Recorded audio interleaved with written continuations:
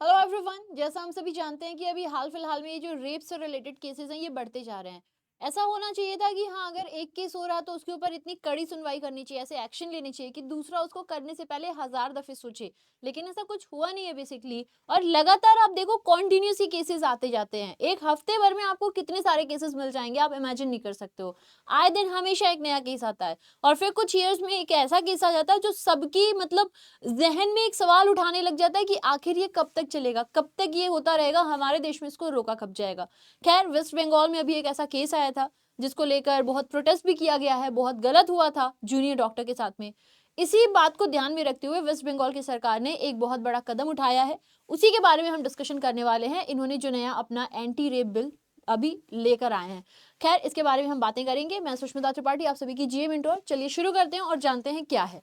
तो जैसे आप देख सकते हो, वेस्ट बंगाल की जो असेंबली है, इन्होंने पास किया है एंटी रेप अपराजिता बिल।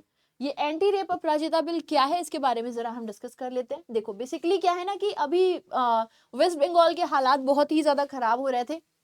बार बार डिमांड आ रही थी कि इनको अपना रेजिग्नेशन देना चाहिए वेस्ट बंगाल में। प्लस इन्होंने जो अपनी खुद से ही प्रोटेस्ट करने लग गई थी, तो इन सब पे बहुत चर्चित रही थी ममता बनर्जी जी। ऐसे भी रहती हैं, अभी हाल फिलहाल में बहुत ज्यादा हो गई थी। बार बार ये चर्चा में आ रही थी, लोगों का डिमांड उठ रहा था कि यहाँ पे जो है इनको अब रेजिग्नेशन दे देना चाहिए, प्रेसिडेंट रूल को ला देना चाहिए, बहुत कुछ ऐसा चल रहा था।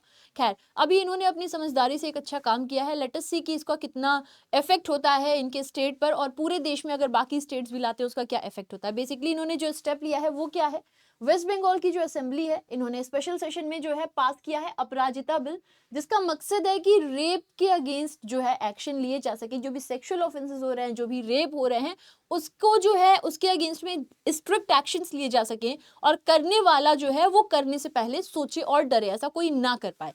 तो वो आप देख सकते हो कि एक ग्राउंड ब्रेकिंग लेजिस्लेशन है जो वेस्ट बंगाल को ऐसा पहला राज्य बना रहा है जिन्होंने सेंट्रल लॉज को अमेंड किया है और एड्रेस किया है ऐसे किसी भी खतरनाक क्राइम को, जिससे कि रेप और मर्डर, जैसे कि अभी आरजीकर मेडिकल सेंटर और हॉस्पिटल में हुआ था, इस तरीके की इंसिडेंट्स और ना हो। तो basically chief minister Mamata Banerjee जी ने इस बिल को हेल किया है कि हिस्टोरिक है, मॉडल है, और कहीं ना कहीं ये जो अभी फिलहाल में जूनियर डॉक्टर के साथ हुआ था उनको ध्यान में रखते हुए इसको पास किया गया है। तो ये है क्या, जरा हम इस बिल के बारे में देखें। Aparajita women and child bill, West Bengal criminal laws and amendment 2024, इसको इंट्रोड्यूस किया गया है। और इसमें कहा गया है कि यदि कोई भी व्यक्ति रेप करता है और जो भी विक्टिम है उसकी डेथ हो जाती है, तो ऐसा करने वाले को डेथ पेनाल्टी दी जाएगी। अब बेसिकली इसमें क्या क्या है इस बिल में, वो हम एक बार ही देख लेते हैं। तो यहाँ पे हार्शेस्ट पनिशमेंट दिया जाएगा हैरासमेंट और रेप के केस में। साथ ही साथ में जो पॉस्को है इसको भी थोड़ा और टाइटन किया जाएगा। यहाँ पे आप देख सकते हो कि डेथ पेनाल्टी दी जाएगी रेपिस्ट को, अगर जो है उनकी रेप या उनका जो भी एक्ट है उसकी वजह से विक्टिम की डेथ हो जाती है, या वो सीवियर ब्रेन डैमेज सफर करते हैं। ऐसे केस में, या मान लो कोई कोमा में चला जाता है, तो जो भी ये ऑफेंस करने वाला था, इस क्राइम को करने वाले थे, उनको जो है क्या दिया जाएगा, उनको डेथ पेनाल्टी दी जाएगी। इतना ही नहीं, ये भी कहा गया कि कोई रेप या गैंग रेप कर रहा है तो उस केस में जो भी कर रहा है उन लोगों को जो है लाइफ टाइम इम्प्रिजनमेंट भी दिया जाएगा। वैसे 14 साल का होता है, लेकिन वहां पे हो सकता है कि उसमें कुछ बदलाव भी आ जाए। प्लस एक और अच्छी बात यह है कि उस केस में किसी को कोई बेल नहीं मिलेगी, ये एक और इन्होंने बात कही है। फिर जैसे जैसे ही कोई ऐसा इंसिडेंट होता है, वैसे ही मीडिया क्या करती है, नाम छापने लग जाती है, फोटोज लाने लग जाती है। अब यार, कोई विक्टिम है ऑलरेडी, इतना ज्यादा कोई पीड़ित है, उसके बारे में आप उसको बार बार हाईलाइट कर रहे हो, वो ऑलरेडी कोई पीड़ित है, कभी भी अपने आप को ऐसे न्यूज चैनल पे या कहीं भी देखेगा तो उसकी मनोस्थिति क्या होगी। तो इस पे भी इन्होंने बोला है कि मीडिया भी जब तक विक्टिम की परमिशन ना ले ले तब तक उनका नाम नहीं छाप सकती। अगर वो ऐसा करती है तो जो भी मीडिया हाउस है, चैनल है, उनके ऊपर भी एक्शन लेगी इनकी सरकार।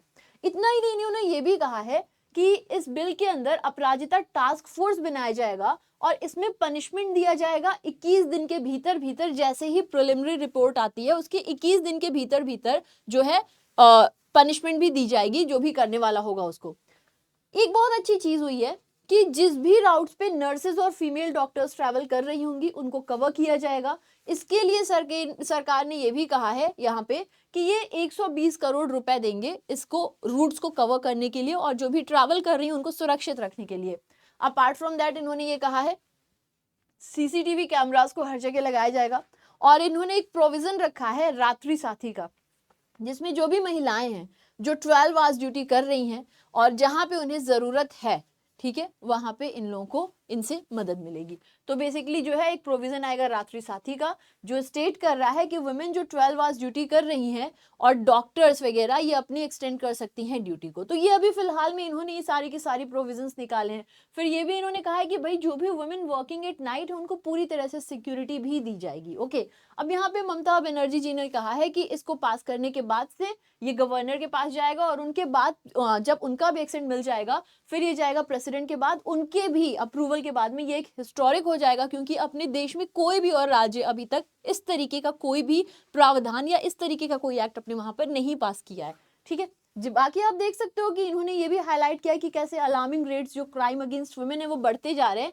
अब यहाँ पे इन्होंने बाकी स्टेट्स को भी हाईलाइट कर दिया, जैसे उत्तर प्रदेश, गुजरात, हर जगह के बारे में इन्होंने बोला है। देखो यहाँ पे हम लोगों का ये मकसद नहीं होना चाहिए उत्तर प्रदेश में हो रहा है, महाराष्ट्र में हो रहा है, गुजरात में, हमें ये ध्यान रखना है कि हमारे देश में महिलाएं कितनी सुरक्षित हैं। किसी भी राज्य में होता हो, जो हमारा मेन मोटिव होना चाहिए वो होना चाहिए अपने देश की, अपने वहां की जितने भी महिलाएं हैं या जितने भी नागरिक हैं वो सुरक्षित रहे। हमारा मेन मोटिव तो हमेशा ये होना चाहिए। बाकी आप देख सकते हो कि बीजेपी ने वेलकम किया है इस बिल के पासेज को। लेट अस सी अब फाइनली क्या होता है। आने के बाद से ये पूरे देश में ऐसा पहला राज्य होगा जिन्होंने ऐसा कोई कठोर या इतना बेहतरीन कदम लिया होगा रेपिस्ट के अगेंस्ट। आप लोग मुझे ये बताइएगा वेस्ट बंगाल के गवर्नर कौन है। ऐसी बहुत सारी न्यूज़ को अगर आप डीप में डिस्कस करना चाहते हो तो जुड़िए मेरे साथ करंट अफेयर्स की क्लास में 6:45 AM बैंकिंग वाला यूट्यूब चैनल पर। Thank you.